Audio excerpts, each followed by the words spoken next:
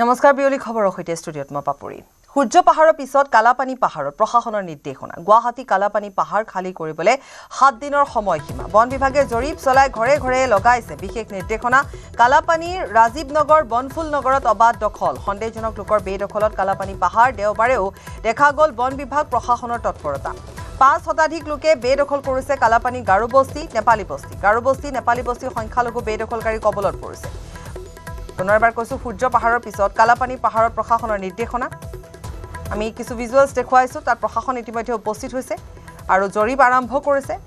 পাহাৰত প্ৰশাসনৰ নিৰ্দেশনা খালী কৰিবৰ বাবে গুৱাহাটী কালাপানী পাহাৰ খালী কৰিবলৈ 7 দিনৰ সময়সীমা বান্ধি দিয়া হৈছে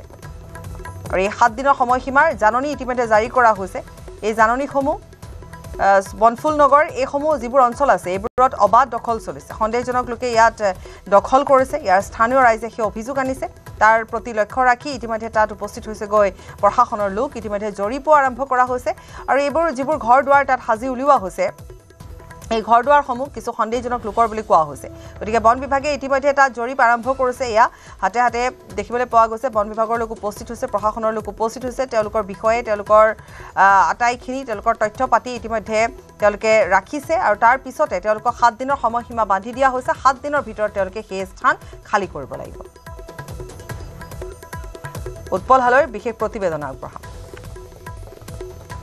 হাৰ পালে নিউজ 18 বাতৰি সম্প্ৰচাৰ হোৱাৰ পিছতে আৰু আজি বন্ধৰ দিন দেওবাৰৰ দিনটো তেখেতসকলে কালাপানীত থকা বহু কেইখন পাহাৰ কালাপানীত যিখিনি পাহাৰ আছে প্ৰতিটো পাহাৰতে তেখেতসকলে 3টা গোটত বিভক্ত হৈছে গৌশালাৰ অধীনত থকা আৰক্ষীক লৈ এটা লৈ সজাতি দল আৰু বন বিভাগৰ এটা সজাতি দলে অন্য স্থানে তেখেতসকলে জাননী প্ৰেৰণ কৰিছে ঠিক মই উপস্থিত থকা এই স্থানত জালুকবাৰী আৰক্ষী থানাৰ অধীনক লগত লয় আৰু বন বিভাগৰ এটা সজাতি দল বিশেষকৈ ফটাশিল বন বিভাগৰ লোকক লগত লয় এই স্থানত তেখেতসকলে এনেধৰণৰ জাননী জাৰি কৰিছে ঠিক একেদৰে এই স্থানত যিসকল লোক আছে সেই লোকসকল ওলাই আহিছে এইসমূহ নোটিছ দিয়া দেখিবলৈ পোৱা গৈছে আৰু স্থানীয় লোক আছে যদি সম্ভৱ হয় তেখেতসকলৰ পৰা জানিবলৈ চেষ্টা কৰিম এগৰাকী বয়সস্থ ককাক দেখিছোঁ যে আজি কি জাননী দিছে নেকি জাননী দি আছে জাননী দিছে এইটো ফৰেষ্ট লেণ্ডৰ মাটি বুলি সেয়ে কিমানমান মানুহ আছে ইয়াতে মানুহ তো এইখিনি বৃহত্তৰ এৰিয়া লৈ হিচাপ নোহোৱা মানুহ আছে কেতিয়া আহিছিলে ইয়াতে মই এতিয়া অহা 1998 চনত আহিছোঁ মোৰ চেঞ্চাৰ ভোটাৰ চোটাৰ চব ইয়াতে আছে ক'ৰ পৰা মাটিটো লৈছিলে আপুনি মাটি ইফালৰে জনজাতিৰ পৰাই লৈছোঁ আমিতো আৰু ইয়াতে চিনি পোৱা নাছিলোঁ জেগাখিনি মানে ইহঁতৰে লিংকে আহি মানে আমি হয়তো ইয়াতে মাটি ক্ৰয় কৰিছিলোঁ এতিয়া খালী কৰিব দিছে ফৰেষ্ট লেণ্ড বুলি যদি কৈছে তেতিয়া বৃহত্তৰ এৰিয়া কৰিব লাগিছিল এইখিনি জেগা খালী বাছি মুছলিম মানুহক কৰাটোতো এইটো ঠিক হোৱা নাই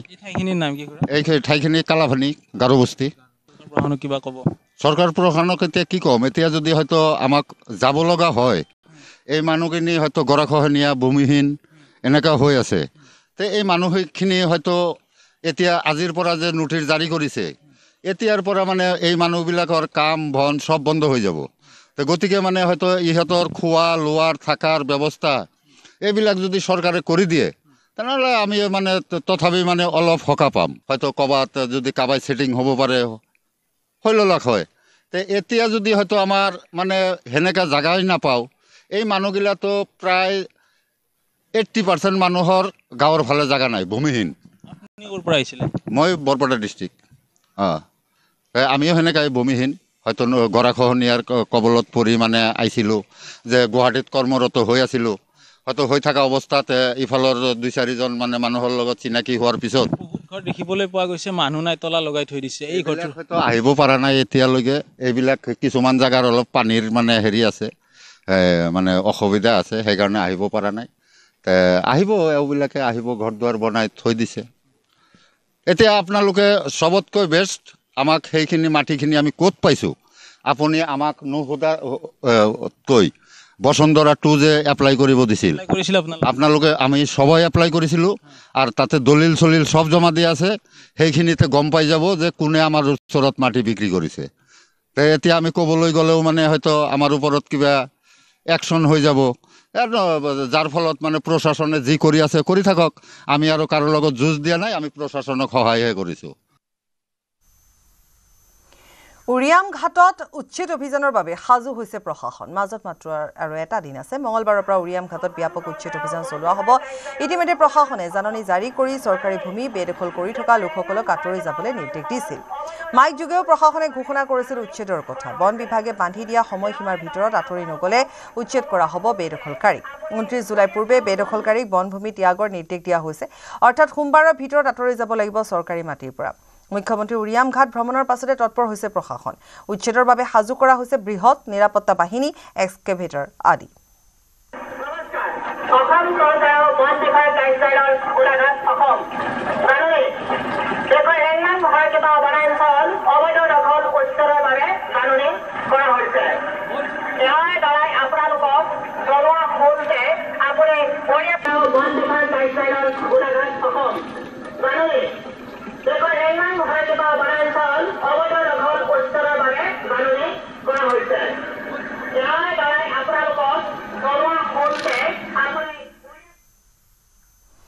ঢিঙৰ 6টাকৈ স্থানত শীঘ্ৰে চলিব প্ৰশাসনৰ বৃহৎ উচ্ছেদ অভিযান ঢিঙৰ ৰৌমাৰী বিল লহকৰ ঘাট বালিসত্ৰ গ্ৰেজিং ৰিজাৰ্ভ আহোমগাঁও ৰজাবাৰী 2 নং গ্ৰেজিং ৰিজাৰ্ভ আৰু বটাবাৰী গ্ৰেজিং ৰিজাৰ্ভৰ চৰকাৰী ভূমি খালী কৰিবলৈ জাননী প্ৰদান কৰে প্ৰশাসনে ঢিং ৰাজচক্ৰ বিষয়াৰ কাৰ্যালয়ৰ পৰা জাৰি কৰিছে জাননী ঢিং ৰাজচক্ৰ বিষয়াৰ কাৰ্যালয়ৰ পৰা চৰকাৰী ভূমিত অবৈধ দখল কৰি থকা লোকসকলক ঘৰ খালী কৰিবলৈ জাননী জাৰি কৰাৰ পিছতে আতংকিত হৈছে ৰাইজ চৰকাৰী ভূমিত বছৰ বছৰ ধৰি ভূমি বেদখল কৰি বাসগৃহ নিৰ্মাণ কৰাৰ লগতে বৃহৎ পুখুৰী সাজি মৎস্য পালন কৰি আহিছে বেদখলকাৰীয়ে যি মাটি বেদখল সি এটা বেমাৰত পৰিণত হৈছে এটা শ্ৰেণীয়ে মাটিৰ প্ৰতি যিটো লিপচা য'তেই মুকলি মাটি দেখে ততেই আহি ৰাতিৰ ভিতৰতে বসবাস কৰি শ শ ঘৰ বনাই দিয়ে আৰু নিজে মাটিৰ মালিক হৈ পৰে গতিকে এই চৰকাৰী মাটিত চৰকাৰে যেতিয়া উচ্ছেদৰ জাননী দিছে আমি নথৈ আনন্দিত হৈছোঁ এইসকল চৰকাৰী মাটিত বহি থকা মানুহক উচ্ছেদ কৰিব লাগে আৰু বালিসত্ৰ গ্ৰেজিং ৰিজাৰ্ভত যি উচ্ছেদৰ নটিচ দিছে আৰু লহকৰ ঘাটত যি উচ্ছেদৰ নটিচ দিছে গতিকে অতি সোনকালে তেওঁলোকক উচ্ছেদ কৰি এই মাটি বেদখল মুক্ত কৰিব লাগে আমি অত্যন্ত সুখী এই সকলো জেগা যদি আমাক খালী কৰি দিয়ে তেতিয়াহ'লে বটদ্ৰৱা সত্ৰখন জাকত জিলিকা সত্ৰ হ'ব আৰু এইখিনিতেই আমি অসমৰ স্বনামধন্য মুখ্যমন্ত্ৰী ডাঙৰীয়াক সাহসী মুখ্যমন্ত্ৰী ডাঙৰীয়াক অশেষ ধন্যবাদ জ্ঞাপন কৰিছোঁ তেখেতৰ দীৰ্ঘায়ু কামনা কৰিছোঁ গুৰুজনাই যাতে তেখেতক শক্তি দিয়ে আৰু অসমক আগুৱাই লৈ যোৱাৰ আৰু অসমৰ পৰা সকলো স্থানত উচ্ছেদ কৰিব পৰা তেখেতক শক্তি দিয়ে নগাঁও জিলাৰ ঢিঙত পুনৰ চলিব উচ্ছেদ অভিযান ঢিঙত এতিয়া মুঠ 6 ঠাইত উচ্ছেদ অভিযানৰ বাবে প্ৰশাসনে জাননী জাৰি কৰিছে আৰু সেই উচ্ছেদ হ'বলগীয়া ঠাইসমূহ হৈছে ৰৌমাৰী বিল লহকৰ ঘাট বালিসত্ৰ গ্ৰেজিং ৰিজাৰ্ভ আহোমগাঁও ৰজাবাৰী 2 নং গ্ৰেজিং ৰিজাৰ্ভ আৰু বটাবাৰী গ্ৰেজিং ৰিজাৰ্ভ এই মুঠ 6 ঠাইত হ'ব উচ্ছেদ অভিযান এই 6 ঠাইত একাংশ সন্দেহজনক লোকে ইয়াত আহি পেলাই ঘৰ দুৱাৰ সাজাৰ লগতে তেওঁলোকে ডাঙৰ ডাঙৰ ফিচাৰী আদি নিৰ্মাণ কৰি পেলাই মিল পালন কৰি আছে দীৰ্ঘদিন ধৰি তেওঁলোকে ইয়াত বসবাস কৰি পেলাই তেওঁলোকে এই অবৈধভাৱে এই মাটিখিনি চৰকাৰী মাটিখিনি সম্পূৰ্ণৰূপে তেওঁলোকে বেদখল কৰি ৰাখিছে আৰু যাৰ কাৰণে নেকি ইয়াত এটা কথা আমি উল্লেখ কৰিব লাগিব যে ইয়াৰ পূৰ্বেও দুদিন পূৰ্বেও হাতীচুং মৌজাৰ গৰৈমাৰীত আৰু বগ্ৰগুৰিত উচ্ছেদ অভিযানৰ বাবে জাননী জাৰি কৰিছিলে আৰু তাৰ পিছতেই দেখা গৈছে যে ঢিঙৰ এতিয়া মুঠ 6 ঠাইত উচ্ছেদ অভিযান চলিব আৰু উচ্ছেদ অভিযান চলাৰ কাৰণে ইতিমধ্যে জাননী জাৰি কৰিছে প্ৰশাসনে জাননী জাৰি কৰিছে আৰু জাননী জাৰি কৰি পেলাই এটা কথা ইয়াত উল্লেখ কৰিছে যে ইয়াৰ পৰা তেওঁলোকক আঁতৰি যাবৰ কাৰণে কোৱা হৈছে যিহেতু ঢিঙত পূৰ্বেও ইয়াত উচ্ছেদ অভিযান চলোৱা হৈছিল ঢিঙৰ বিভিন্ন ঠাইত লালুংগাঁওকে আদি কৰি বিভিন্ন ঠাইত জামাই বস্তিকে আদি কৰি বিভিন্ন ঠাইত উচ্ছেদ অভিযান চলাইছিলে পুনৰ উচ্ছেদ অভিযান চলিছে নগাঁও জিলাৰ কেৱল মাত্ৰ ঢিঙৰ এই 6 ঠাইতেই নহয় আৰু বিভিন্ন বিভিন্ন ঠাইত নগাঁও জিলাৰ জুৰিয়াকে আদি কৰি বিভিন্ন ঠাইত সন্দেহজনক লোকসকলে ইয়াত তেওঁলোকে চৰকাৰী ভূমি বেদখল কৰি পেলাই তেওঁলোকে ঘৰ দুৱাৰ সাজিছে, দোকান ঘৰ সাজিছে, তেওঁলোকে ফিচাৰী বনাই পেলাই তেওঁলোকে মৎস্য পালন কৰি আছে। কেৱল সেইটোৱেই নহয়, জুৰিয়াৰ এঠাইত আছে য'ত নেকি এটা জান আছে, এই জানটোৰ নাম হৈছে লেটেৰী জানৰ লগতে ইয়াত আছে আৰু এটা জান আছে। সেই জানটো তেওঁলোকে সম্পূৰ্ণৰূপে বেদখল কৰি পেলাই জানৰ মাটি বেদখল কৰি পেলাই তাত অট্টালিকা নিৰ্মাণ কৰিছে। অট্টালিকা নিৰ্মাণ কৰি পেলাই তেওঁলোকে দোকান পোহৰো দি পেলাই তেওঁলোকে ব্যৱসায় বাণিজ্য চলাই গৈছে। এতিয়া ঢিঙৰ যিটো উচ্ছেদ অভিযান, এই উচ্ছেদ অভিযান স্থানীয় ৰাইজসকলেও, স্থানীয় খিলঞ্জীয়া লোকসকলেও এই উচ্ছেদ অভিযানৰ কামনা কৰিছে। যিহেতু ইয়াত বেদখলকাৰীসকলে য'তেই চৰকাৰী ভূমি পাইছে তাতে তেওঁলোকে গৈ পেলাই তেওঁলোকে তাত বহি গৈছে আৰু বহি গৈ পেলাই তেওঁলোকে বেদখল কৰিছে। জুৰিয়াৰ এৰাহুতিটো ঠিক তেনেকুৱা ধৰণে আৰু এটা অভিযোগ উত্থাপন হৈছে, এটা ভয়ংকৰ অভিযোগ উত্থাপন হৈছে যে জুৰিয়াৰ এৰাহুতিত তেতিয়াৰ যিজন চক্ৰ বিষয়া আছিলে, নাট উপাধিৰ চক্ৰ বিষয়াজনক মেনেজ কৰি পেলাই চৰকাৰী মাটি তেওঁলোকে পট্টাৰ মাটিলৈ পৰিৱৰ্তন কৰি পেলাই তাত তেওঁলোকে বৃহৎ অট্টালিকা নিৰ্মাণ কৰিছে। গতিকে ঢিঙৰ লগতে জুৰিয়াটো অতি সোনকালে উচ্ছেদ অভিযান চলাবৰ কাৰণে একাংশ খিলঞ্জীয়া লোকসকলে দাবী জনাইছে। আনকি একাংশ খিলঞ্জীয়া লোকৰ নামত আবণ্টিত ভূমিও একাংশ লোকে বেদখল কৰি ৰাখিছে। গতিকে জুৰিয়াটো অতি সোনকালে উচ্ছেদ অভিযান চলাবৰ কাৰণে দাবী জনাইছে। লগতে ঢিঙৰ যিখিনি ঠাইত উচ্ছেদ অভিযান হ'ব লাগিব, যি ঠাইত উচ্ছেদ অভিযান হ'ব, এই উচ্ছেদ অভিযান হ'ব লগা ঠাইখিনি তেওঁলোকক সম্পূৰ্ণৰূপে তাৰ পৰা আঁতৰাই পেলাই তাত চৰকাৰী ভূমিখিনি পুনৰ বেদখলমুক্ত কৰিবৰ কাৰণে দাবী জনাইছে। অন্যথাতে খিলঞ্জীয়া লোকসকলে ইয়াৰ বাবে পৰৱৰ্তী ব্যৱস্থা গ্ৰহণ কৰিব বুলিও তেওঁলোকে আমাক জানিবলৈ দিছে। কলিয়াবৰত চলিব প্ৰশাসনৰ উচ্ছেদ অভিযান। কলিয়াবৰ চক্ৰ বিষয়াৰ কাৰ্যালয় আৰম্ভ কৰিছে জৰীপ শেষ হোৱাৰ পাছতে আৰম্ভ হ'ব উচ্ছেদৰ প্ৰস্তুতি। ৰাজ্যৰ অন্যান্য প্ৰান্ততো ৰাজহ বিভাগে আৰম্ভ কৰিছে জৰীপ। এই মন্তব্য ৰাজহ বিভাগৰ মন্ত্ৰী কেশৱ মহন্তৰ। উচ্ছেদিত প্ৰব্ৰজনকাৰীক লৈ কলিয়াবৰত ৰাজহ মন্ত্ৰী কেশৱ মহন্তৰ গুৰুত্বপূৰ্ণ বৈঠকত কলিয়াবৰ সমজিলাৰ আৰক্ষী প্ৰশাসন, কলিয়াবৰ চক্ৰ বিষয়া, চামগুৰি ৰাজহ চক্ৰ বিষয়াৰ অংশগ্ৰহণ। কলিয়াবৰত উনিয়াম ঘাটৰ সন্দেহজনক লোকৰ প্ৰৱেশ সন্দৰ্ভত আলোচনা। চামধৰা গড় বুলিয়ে নহয়, কলিয়াবৰৰ কিছু ঠাইত ইতিমধ্যে অবৈধভাৱে বহু লোক চৰকাৰী মাটিত বা পিডিআৰ মাটিত বসবাস কৰি আছে বুলি এক খবৰ আহিছে। গতিকে আমি চাৰ্কুল অফিচৰ তৰফৰ পৰা এনে লোক ক'ত কিমান আছে এই ক্ষেত্ৰত আমি অনুসন্ধান কৰিবলৈ দিছোঁ। এইটো অকল কলিয়াবৰতে নহয়, আমি ৰাজহ বিভাগৰ তৰফৰ পৰা গোটেই অসমতে কিমান চৰকাৰী মাটি বা পিডিআৰ মাটিত ইতিমধ্যে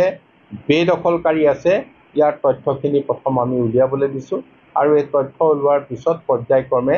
এই ঠাইবিলাক আমি মুক্ত কৰাৰ ব্যৱস্থা কৰিম। এই লেচা মাটি বৰুৱাৰ স্মৃতি বিজড়িত এই মিছাকোট আৰু নদী দূৰত আছে চামধৰা গড়, যাক গ্ৰেট ৱাল অফ চাইনা অৰ্থাৎ চীনৰ প্ৰাচীৰ বুলি তুলনা কৰে। এই দুইটা কীৰ্তিচিহ্ন বুৰঞ্জীৰ পৃষ্ঠাত আজিও জ্বলি আছে। কিন্তু দুৰ্ভাগ্য যে এই মিছাকোটেই হওক বা চামধৰাগড়েই হওক আজিও পৰিত্যক্ত হৈ আছে। ইয়াত বেদখল চলিছে, বিভিন্ন ধৰণৰ মানুহে বসবাস কৰিছে। কেনেকৈ কৰিছে আমি নাজানো, কিন্তু আচলতে বুৰঞ্জী প্ৰসিদ্ধ এই দুইটা ক্ষেত্ৰ আচলতে বেদখলমুক্ত হ'ব লাগিছিলে আৰু বুৰঞ্জীৰ সমল হিচাপে অসম চৰকাৰে প্ৰত্নতত্ত্ব বিভাগৰ জৰিয়তে সংৰক্ষণ কৰিব লাগিছিলে। অসম সাহিত্য সভাৰ কলিয়াবৰ শাখাই বা নগাঁও জিলাই বিভিন্ন সময়ত চৰকাৰী পক্ষক এই দাবী জনাই আহিছে। চুবুৰীয়া কেইবাখনো ৰাজ্য দখল কৰিছে অসমৰ ভূমি। আজিলৈকে বিজেপি চৰকাৰে এই ভূমি উদ্ধাৰ কৰিব নোৱাৰিলে। ৰাজ্যত চলি থকা উচ্ছেদ অভিযানৰ বিৰোধিতা কৰি অভিযোগ প্ৰদেশ কংগ্ৰেছৰ সভাপতি গৌৰৱ গগৈ। বিজেপিৰ পৰা এইটোৱে জানিবলৈ বিচাৰোঁ যে য'ত ইণ্টাৰ ষ্টেট বৰ্ডাৰ আছে, অসম নাগালেণ্ড, অসম মিজোৰাম, অসম মেঘালয়, য'ত পূৰ্বৰ পৰাই অন্য ৰাজ্যৰ গাঁৱৰ মানুহবোৰ আমাৰ অসমীয়া মাটি দখল কৰিছে, তেওঁলোকৰতো বেদখল কৰিব পৰা নাই। যি মাটি মণিপুৰৰ মানুহবোৰ মিজোৰামৰ মানুহবোৰ আমাৰ মেঘালয়ৰ মানুহবোৰ যি অসমীয়া মাটি কব্জা কৰিছে তেওঁলোককতো তেওঁলোককতো খেদিব পৰা নাই অসম চৰকাৰ উল্টা যিসকল আমাৰ অসমৰ মানুহবোৰ অসমীয়া ভূমি মাটিৰ ওপৰত আছে তেওঁলোকক উচ্ছেদ কৰিছে সকলোকে যদি তেওঁলোকে বাংলাদেশী নামত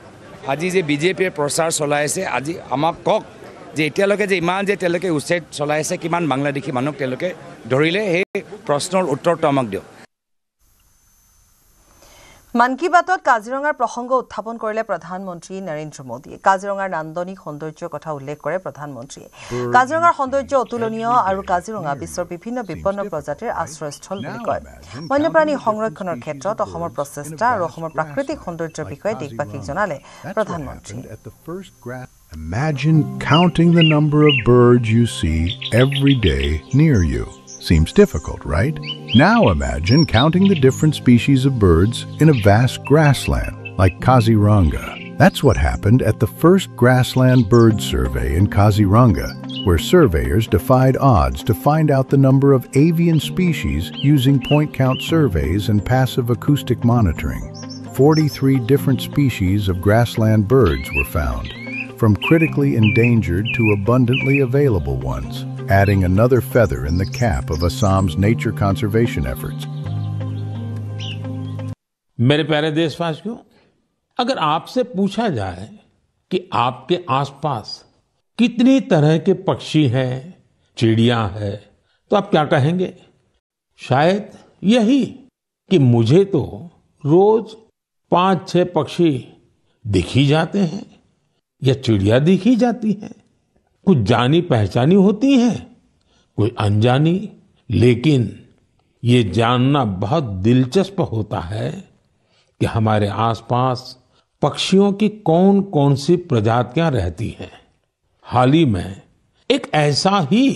शानदार प्रयास हुआ है जगह है असम का काजीरंगा नेशनल पार्क वैसे तो ये इलाका अपने राइनोज गैंडों के लिए मशहूर है लेकिन इस बार चर्चा का विषय बना है यहाँ के घास के मैदान और उनमें रहने वाली चिड़िया यहाँ पहली बार ग्रासलैंड बर्ड सेंसस हुआ है आप जानकर खुश होंगे इस सेंसस की वजह से पक्षियों की 40 से ज्यादा प्रजातियों की पहचान हुई है इनमें कई दुर्लभ पक्षी शामिल हैं आप सोच रहे होंगे इतने पक्षी कैसे पहचान में आए इसमें टेक्नोलॉजी ने कमाल किया सेंसस करने वाली टीम ने आवाज रिकॉर्ड करने वाले यंत्र लगाए फिर कंप्यूटर से उन आवाजों का विश्लेषण किया एआई का उपयोग किया सिर्फ आवाजों से ही पक्षियों की पहचान हो गई वो भी बिना उन्हें डिस्टर्ब किए सोचिए टेक्नोलॉजी और संवेदनशीलता जब एक साथ आते हैं तो प्रकृति को समझना कितना आसान और गहरा हो जाता है हमें ऐसे प्रयासों को बढ़ावा देना चाहिए ताकि हम अपनी जैव विविधता को पहचान सकें और अगली पीढ़ी को भी इसे जोड़ सकें আৰু ইয়াৰ সৈতে পাত্ৰৰ পৰা বিদায় লৈছো নমস্কাৰ কোনটো কোনোবা এটা দেখুৱাচোন মাত্ৰ মাইথন ষ্টিল হে দিব ঠিক আছে নে ষ্ট্ৰং মানে মাইথন ষ্টিল